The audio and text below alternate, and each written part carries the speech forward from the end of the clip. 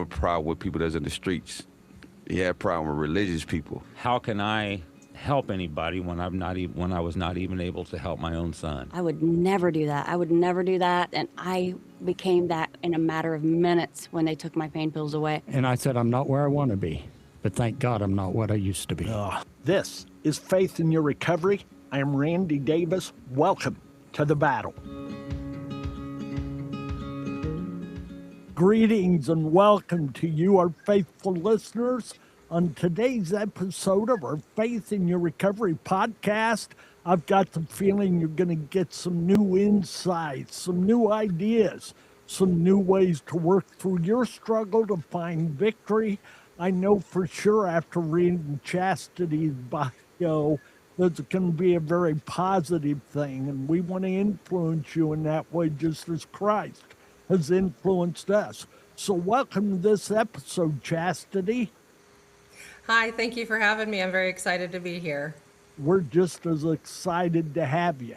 You know what? I'm just going to throw this out there. You start where you want to start and just begin to tell us your story, how it unwraps, and we'll continue on from there.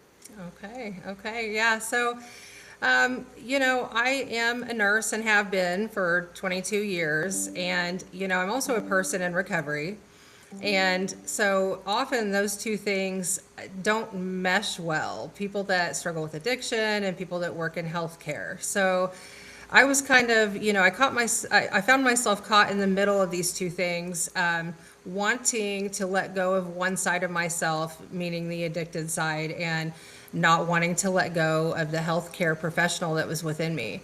But I do know, as many other people, as well, that addiction is something that can grab you and keep you longer than you want to stay, and some people never get out. Thankfully, I was blessed enough to ask God for deliverance, and he was gracious enough to provide that for me. I remember in the middle of my addiction and the worst of it, I remember laying in a hospital bed, and I remember asking God that if he would restore my life, that I would be the nurse that I needed during my times in addiction. And so he was faithful in that, in providing, the tools that I needed to recover, the people that I needed to assist and walk with me through that. So today I am still walking out that recovery, and I work as a nurse practitioner, and part of my specialty is working with people who are addicted and who are seeking and maintaining recovery. And so I'm actively living out my part of that bargain. I told God, like I said, that if he would restore my life, that I would basically serve him with the rest of my life, and that's what I intend on doing. I love that. The idea that God's word says, don't vow a vow that you won't keep. We don't understand the pain that can bring us. But I'd like your story thus far, where you come from, where you're at, and where you're still headed. I know your journey's not over. Tell us a little bit about what your addiction looked like. Right. So, in the beginning of it, I was an alcoholic. That's how it started. It just started with, what seemed innocent, not being able to handle anxieties and things that kind of hit you as life comes. I was a young mother. 9/11 happened shortly after I had my first daughter. And, I went to nursing school because I knew it was time to grow up quickly, like right then. And at that time I was 16. I started nursing school when I was 17 years old, and, so quickly skipped over my young adulthood and the maturing that it typically takes to, live a productive, healthy life as an adult. And so, I ended up going to nursing school, excelled through that. I became an LPN by the time I was about 19 years old. An RN by the time I was 21. And I was working in an acute care setting, meaning, the hospital. And it was a difficult unit to work on. I was working an orthopedic and neurology unit, during the night shift when there were less people there. And I saw and experienced a lot of things that, were traumatic. And so, I would go home and just the voice, it would just never go away. I carried it with me all the time. And I started self-medicating, first with alcohol, and then it turned into things like nerve pills to try to calm my anxieties down. And that was a terrible combination. Those two things together, those can lead to a lethal detox. Of course, at that time, I didn't know that. I didn't know much about addiction, or that that's even what that was becoming for me. Eventually, later on down the road, I became addicted to pain pills, and that was related to an injury. And chronic back pain from the physicality of being a nurse and taking care of people and pulling them around and things like that.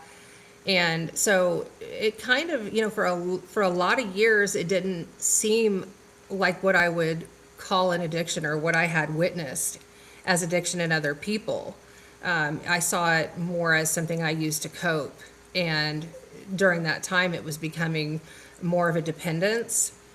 But it became very clear by the time that, the doctors wanted to stop prescribing me those things, that I was not going to stop taking them. One way or another, I was going to obtain those substances, and I was going to take, I just had to have them to function.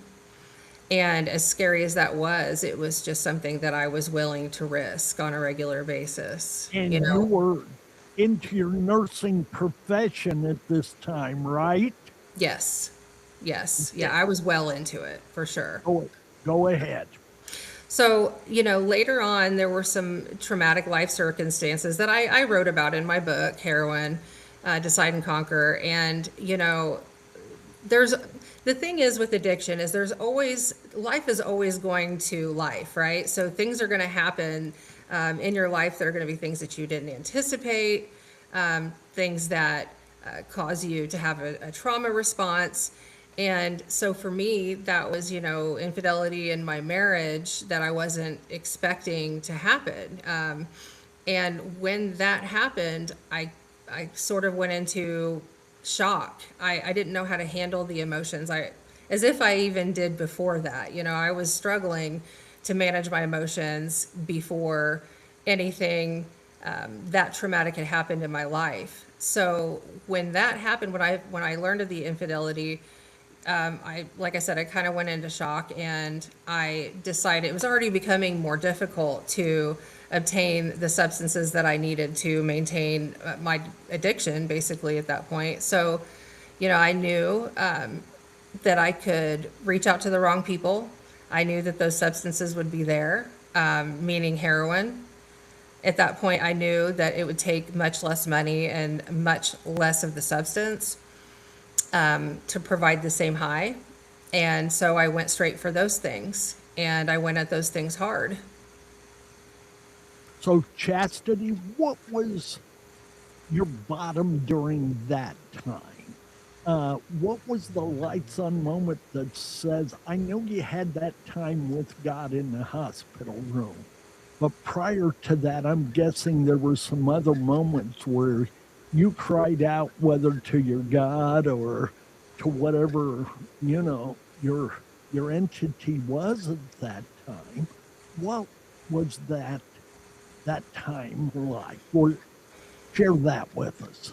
Right. So there were several times where I felt like that must have been my rock bottom, but I would have to say that there was a time where the people that I was, spending time with were all kind of gone. It had turned into just me and people around me that wanted to take advantage of me. I still had my vehicle for a period of time, but eventually there came a point where I fell asleep while I was driving and wrecked my car, and I hurt somebody else pretty bad. And, it's like I couldn't process that I had even hurt anybody else or that I had even done anything wrong. And what was strange about it is that, like I said, I hurt somebody else pretty bad. And so they had multiple broken bones. And if you remember me saying, I worked on an orthopedic and neurology unit, right? So I took care of people on a regular basis that had, that were in traumatic accidents like this with broken bones. I knew what to do and how to help them. And I remember just standing to the side, not trying to help, not being concerned, not even approaching the situation, kind of standing off to the side, being more concerned about how was I going to get around now.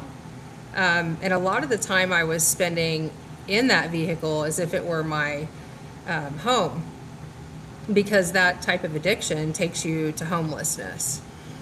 And there wasn't, it wasn't just heroin that I was using. I was using methamphetamines a lot as well, once it got to that point.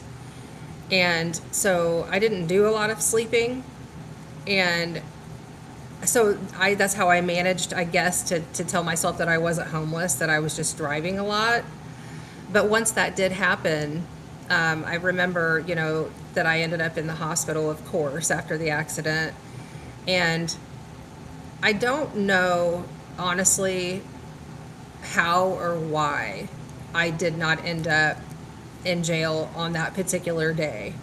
I'm not sure if the police officer had compassion, hoping that I would go to, rehab, but I didn't. I remember leaving the hospital, and which it's crazy some of the things that I experienced during this time, which I wrote all in my book. But, so let me just rewind a little bit. I just want to mention this.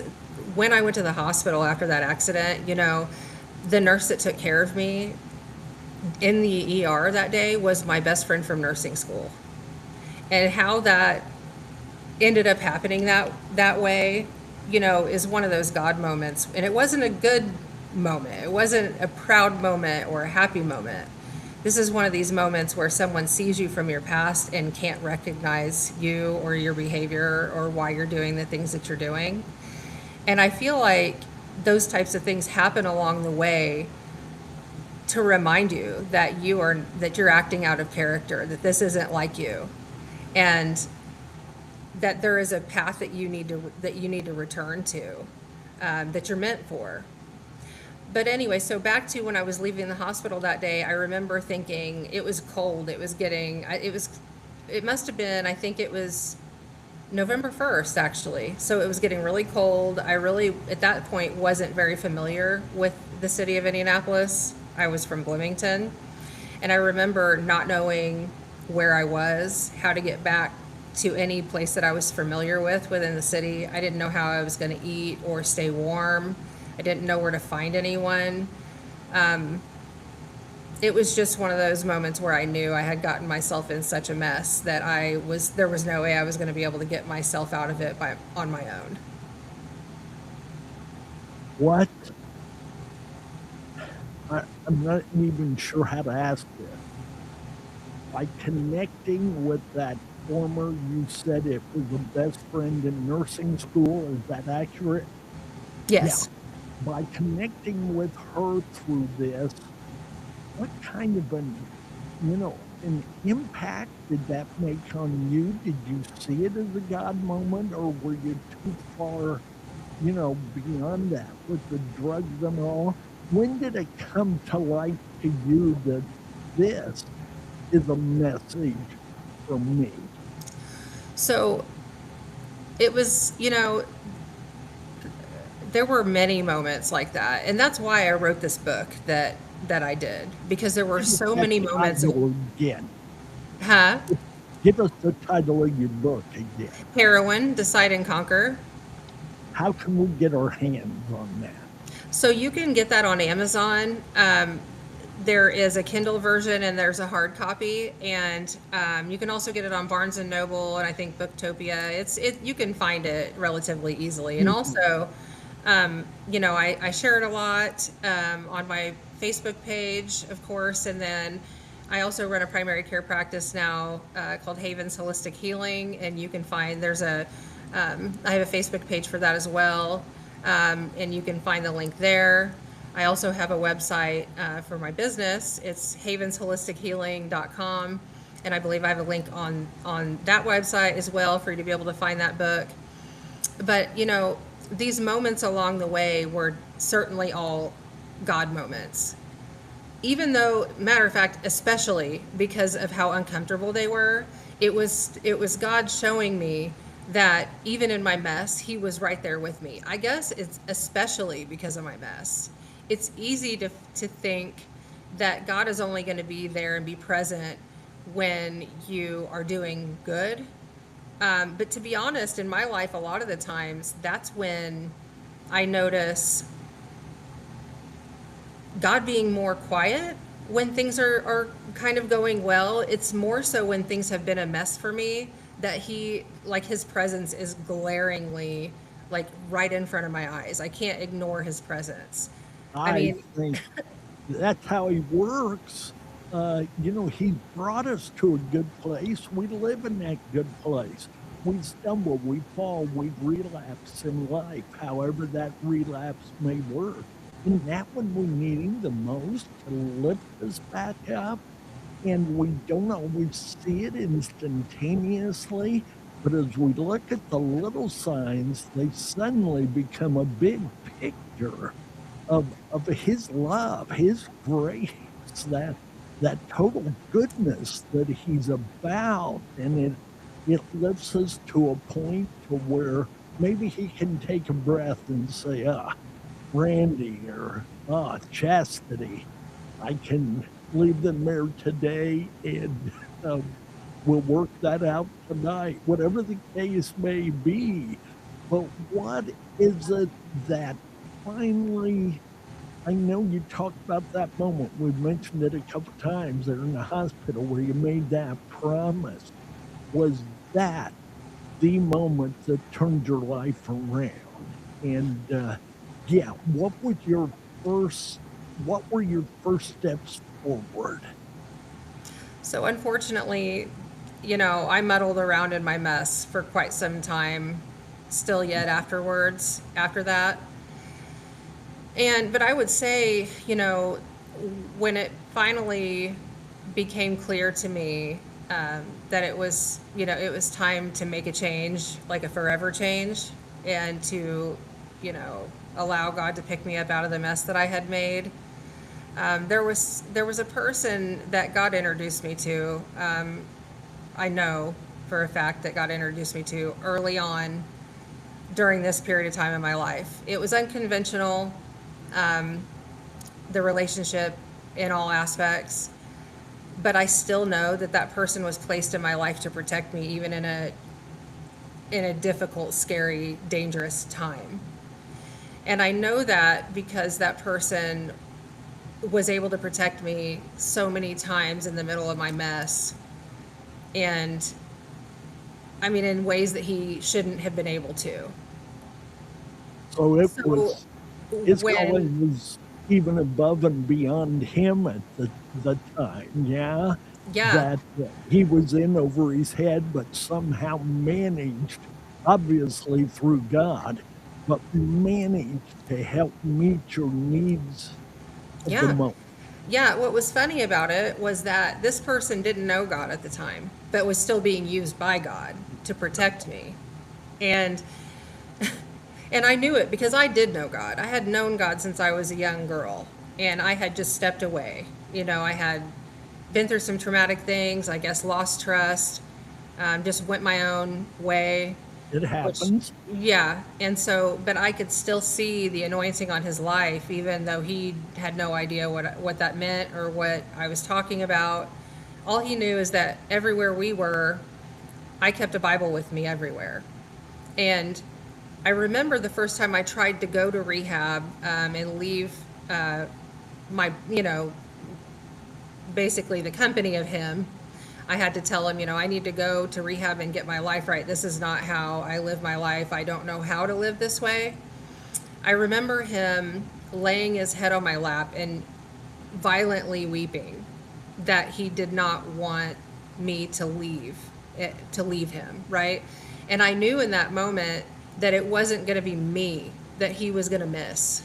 it was the presence of God, because you can't really, regardless of your mess, you can't hide the presence of God from people. You know, once the light has been turned on within you, the light remains. You might try to walk away from it, you might try to run away from it, but it's there.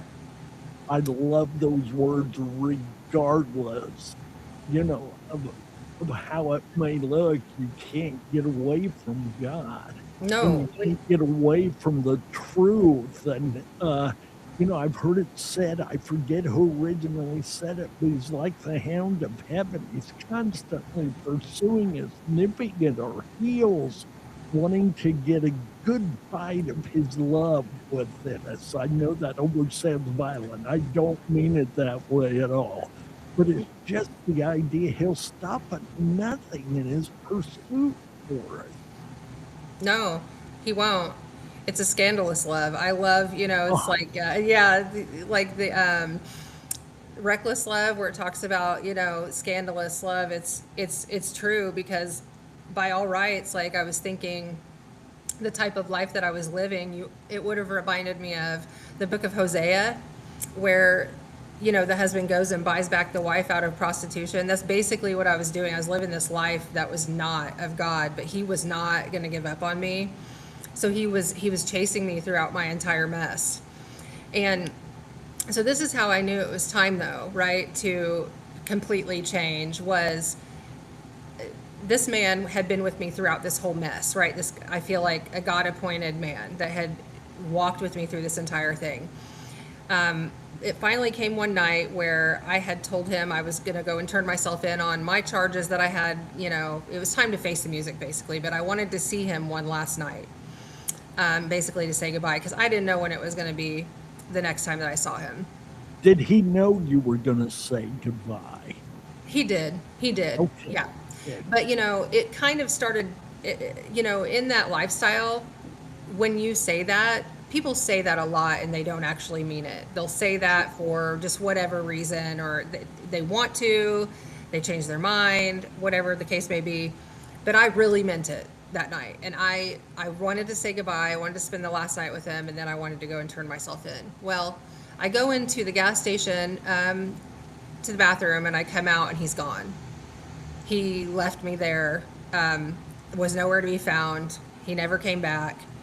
And I remember thinking, I know this man, regardless of the type of lifestyle we've been living, he was not the kind to just leave me at a dangerous place, you know, in the middle of a bad part of Indianapolis with he knew I had no phone. He knew I had no money. He knew that there was that, you know, it was like I walked out of the gas station. He was nowhere to be found.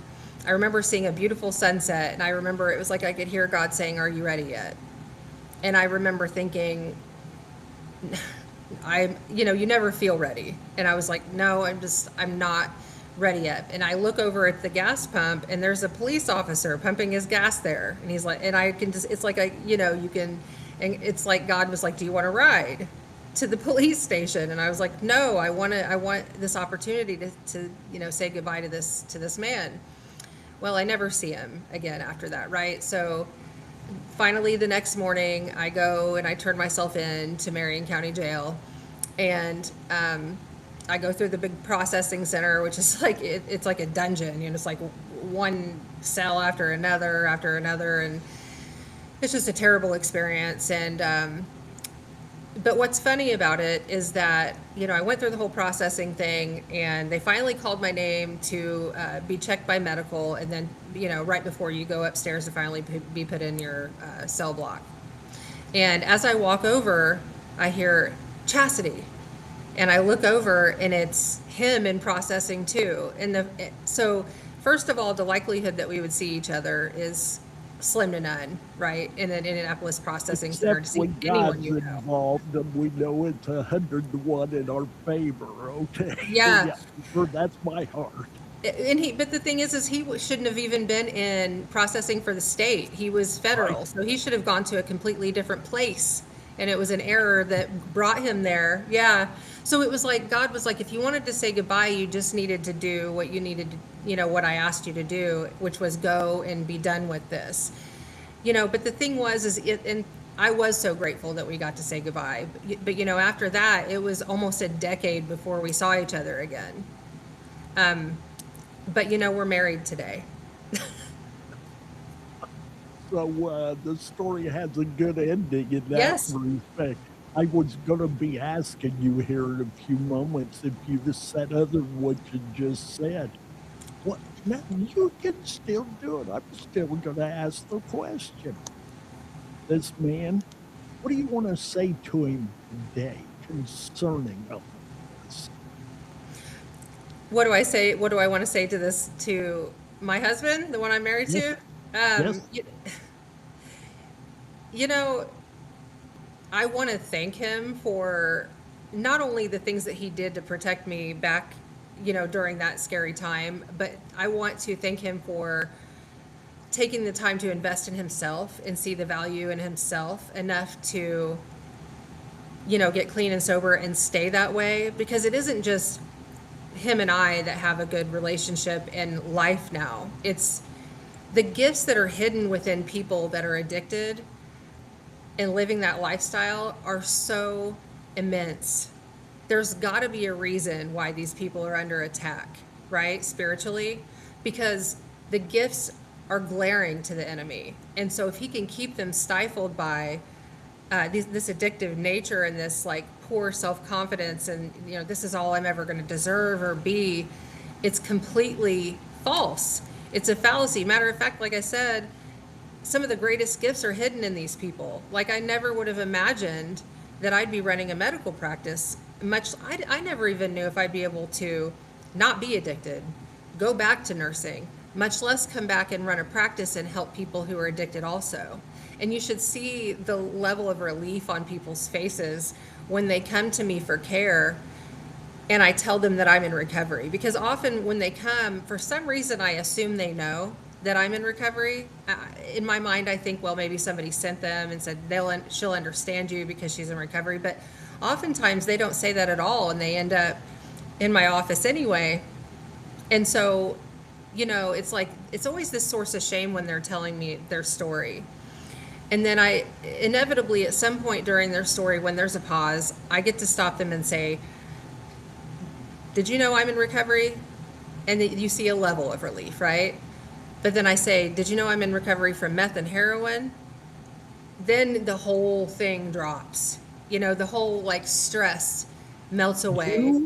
I can just hear their response and thinking to their own mind, they're going, you mean you've had this kind of struggle? You've had to deal with this. You've had the homelessness. You've had that car that was all you had, and here you are today.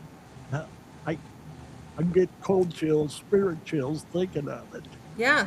And that's, you know, and it's, to be honest, it really, none of this has anything to do with me or being like, the strength within me to do this, what isn't my own strength. Obviously, my own strength, what that took me to was an IV, you know, Yeah. meth and heroin addiction. That's where that took me, you know, to homelessness and just abandoning my entire family and myself and my relationship with God. That's where my strength, you know, took me.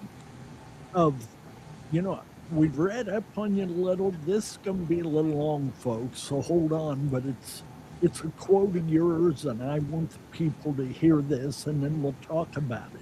It says, I don't see diagnoses first. I see people. I see sons, daughters, mothers, fathers, dreamers, and survivors. Human beings who deserve to be treated with dignity, even when they've forgotten to see it in themselves. Wow. Talk to that a moment. You know, I remember being out in that lifestyle, and I remember it's like all you feel is shame, all you experience is guilt, and like you see judgment on everyone's face. People don't know what to say to you, even if they do love you. And it's such a source of just feeling lost constantly and feeling uncomfortable and like you don't belong anywhere, hopeless, you've lost yourself. Anybody that knows you, that knew you before, feels like they lost that person too. They don't understand why you act the way that you act, nor do you, because when you use those substances, you disconnect between, like, you know you're a mother, but you don't attach the feelings that go with it. Same thing with being a friend and a daughter. It's like you become a walking zombie. It's like your body, you are a slave to your flesh and what it wants and what it says it has to have right now. And if you don't serve it, then you become violently ill. You can't think straight. You're sweating, you can't sleep. All you can do is pace and think about the next time that you can get those drugs and from where and how you're going to get the money for them. And yes, it becomes very sickening for the people that knew you before to see. But I wish for a moment that people that have not experienced that to imagine what that must feel like within your own self to be lost, because your spirit's in there, your soul's in there, but your flesh is demanding that you serve it. And if it isn't bad enough when you're not addicted to drugs, think about when you're hungry or when you're hangry, like you're so hungry that all you can do is think about that. That's you can't even find it within yourself to be nice to anyone at the time because you are so hungry you feel like you're gonna die.